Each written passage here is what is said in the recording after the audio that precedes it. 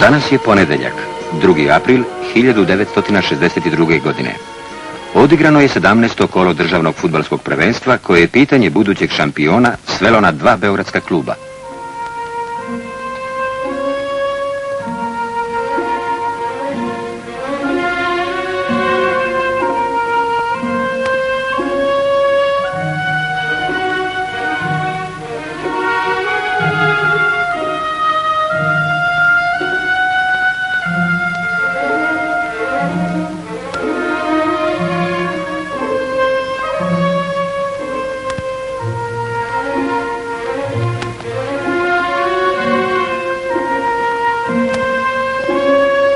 Juče ovdje je bila arena jedne drame, a za 6 dana bit će bojište najveće bitke fudbalskog šampionata, dvoboja Partizana i Crvene zvezde.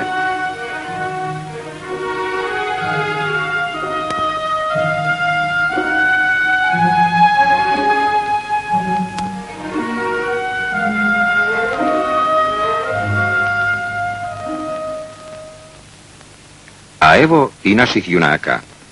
Mihajlovića, Kovačevića, Vukilića, Vislavskog, Milutinovića, Šoškića, Vasovića, Jusufija. Slušaj ti, Boblo, ja sam mislio da je njihov najgori potez što stavili Vlajcu na... Sombolca. Ali viš kako nije mu... Evo i Čebinca i partizanovih stratega Bobe Mihajlovića i Stjepana Bobeka. Ali, Gale, jedino, gađao mi Lutero kad je probio, onda ga je prešišao onako, ne znam ko je sve.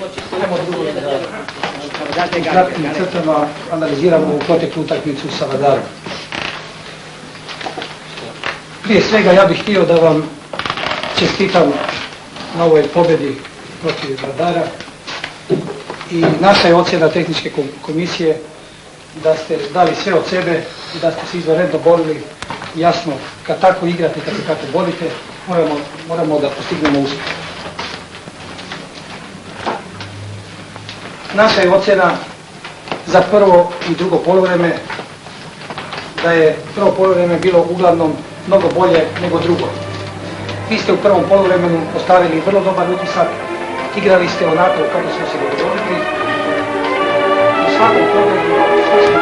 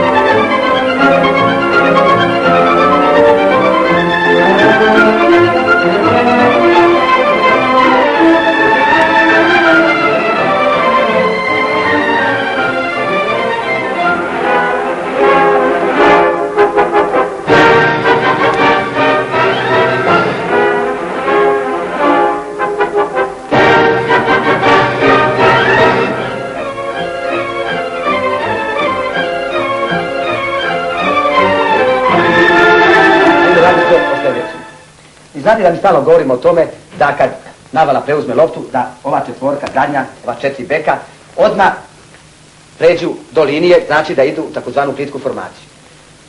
U drugom poluvremenu to igrači nisu radili i zbog toga je nama Vardar imao u sredini terena preimущstvo brojno i zbog toga su dolaze taj pritisak njegov koji je trajao, Boga mi, skoro čitao drugo poluvreme. Ako naša Navla ne igra protiv Crvene zvezde... I najzad pobjeda, drugo prvenstvo na domaku, ali jedna prepreka još ostaje. Najveći i najopasniji protivnik Crvena zvezda.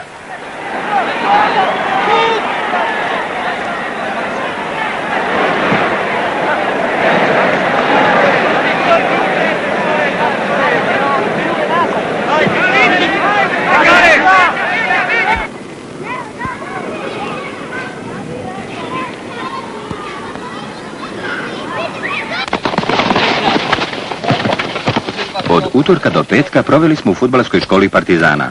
U prvom razredu učitelj je nekadašnji bek Čeda Lazarević.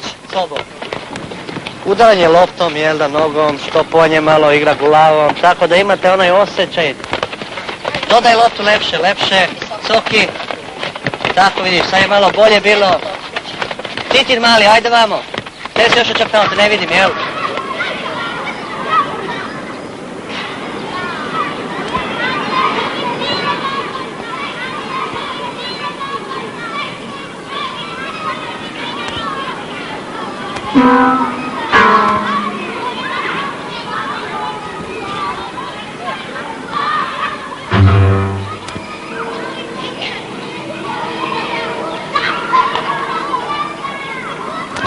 Idemo, radite, momci, radite.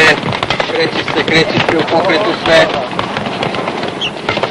Ovdje sa podlatkom radi Bruno Belin, bivši prvotimac i reprezentativac.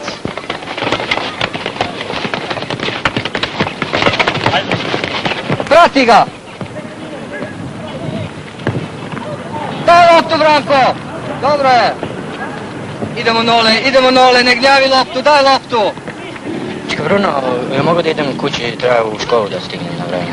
Dobro, idi u školu, uzmi stvari i u nedjelju u 7 sati se nađemo na tramvajskoj stanici. Sutra još da pitam Čika Vujića, Zvedu, hvala, doviđenja. Bravo. Ja ću preko njega prebaciti loptu. On više ne ide onako, on već ide, iako skoči, on skoči pogureno. Drugi tim, nastavnik ne skoči Atanacković. punom snagom. Đaci, već poznata imena, izašli iz anonimnosti. Te momke povremeno ubacuju prvenstvene okršaje da bi se postepeno prekalili.